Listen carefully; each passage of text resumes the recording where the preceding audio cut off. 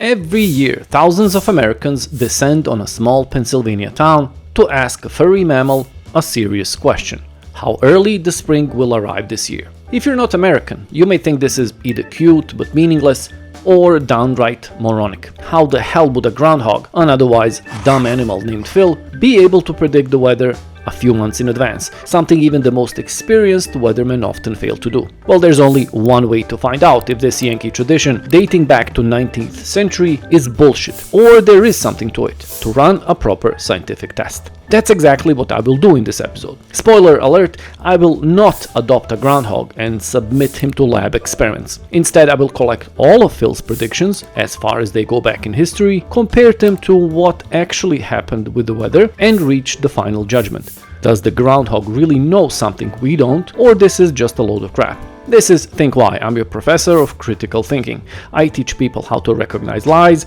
delusions, and manipulation. Skills we all need today. Let's do this. Okay, before we pull up any historical data and analyze, we have to be clear about the nature of the question here. What exactly are we looking at? As you may know, Phil the groundhog makes a prediction about whether we'll have an early spring or not by supposedly looking at his shadow. His prediction is a simple binary outcome. If he sees the shadow, then no, the winter will be long. If he doesn't, then yes, we'll have an early spring. So all we have to do is look at his record and compare it to the actual weather patterns. Our main job is to figure out how accurate are his predictions. Does Phil really have some supernatural skills, or this accuracy is just a coincidence? But before we do that, there are two things we need to establish. First, what does early spring mean? If we don't determine this at the outset, then the criterion is vague and could be stretched by anybody who wanted to prove their view correct. I think it's best if we take a certain temperature threshold and say that an early spring arrived if the average temperature in the country has crossed this threshold by a certain calendar date, say March 1st. Second, we have to decide how many years would Phil have to predict the weather accurately in order for us to conclude that he's really onto something and not simply guessing. I'm sure there were years when he was correct, but how many should be enough for us? Well, this exact question strikes at the very core of the modern scientific method.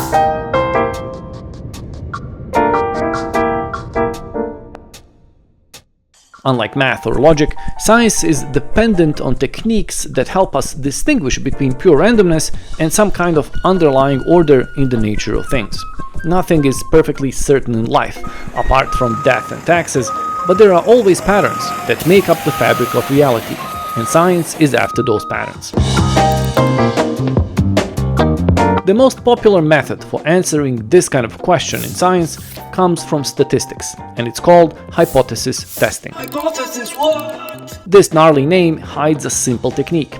We start by positing a boring claim called the null hypothesis and look for evidence that gives us reasons to either confirm or reject it. Here, our null hypothesis is simply this: Phil has no special ability, he's just guessing.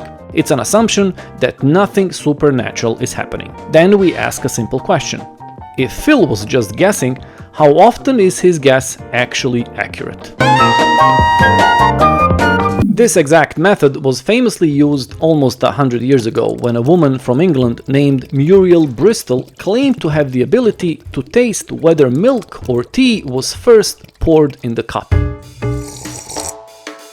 I know, right? English people and their obsession with tea. But instead of debating her or dismissing her as eccentric, the famous statistician Ronald Fisher proposed a blind test. He prepared a series of cups, some poured with milk first, others tea first, randomized the order and asked Muriel to identify which one was which. If she was just guessing, she'd get about half of them right. If she did better than that, consistently, then mere accident alone could not explain it. This is a very simple test, one you can perform yourself. Guess the next flip of the coin, flip it, and see how many you guess right. Given 50% chance of guessing any flip correctly, it is expected by mere chance that you will guess about half of them right. While Miss Bristol performed better than chance on this 50-50 test, to see whether Phil has a similar record, we have to look at the historical data. So what do we have there? I collected the data on both Phil's predictions and the actual weather in the United States from 1900 to 2025. Instead of taking some ad hoc temperature as the indicator of spring, I calculated the average temperature in February across all of these years and set the following rule. If the temperature in February of any given year is higher than the average, I'll take that as the sign of early spring. When I compared it to Phil's predictions, I found out something interesting. Phil has actually been correct in almost 57% of the cases. Check this chart out. Blue dots are his correct and pink crosses his incorrect predictions. The dotted line is the average temperature in February. So he was correct in more than half of the cases. Could he really have some supernatural ability?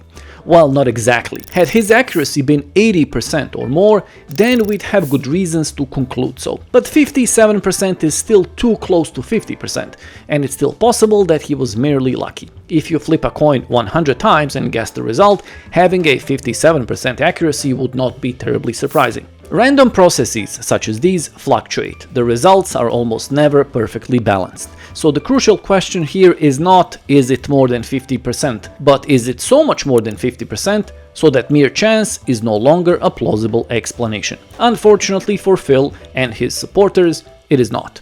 The best way to see that is by understanding both 50% chance random luck and Phil's predictions as statistical distributions, spreads of all possible guesses centered around their average, and looking at how much they overlap. On this chart you can see two normal distribution curves, the pink one showing Phil's prediction and the blue one showing the baseline 50% luck. In the middle, shaded yellow, is the amount of shared ground. Nearly half, 48% of them, could come from either distribution. Whenever statisticians see something like this, it gives them a reason to doubt that anything extraordinary is happening. So the boring old null hypothesis stays firm. Phil does not have any supernatural skills. It's all just a silly cultural tradition. Does this mean we should stop making a big fuss about it and leave the sleepy Pennsylvania town alone? Not necessarily. Some traditions are harmless, joyful, and plain fun. Their aim is not truth, but celebration of community and the good old American spirit. Happy Groundhog Day, everybody. Stay smart, and I'll see you next time.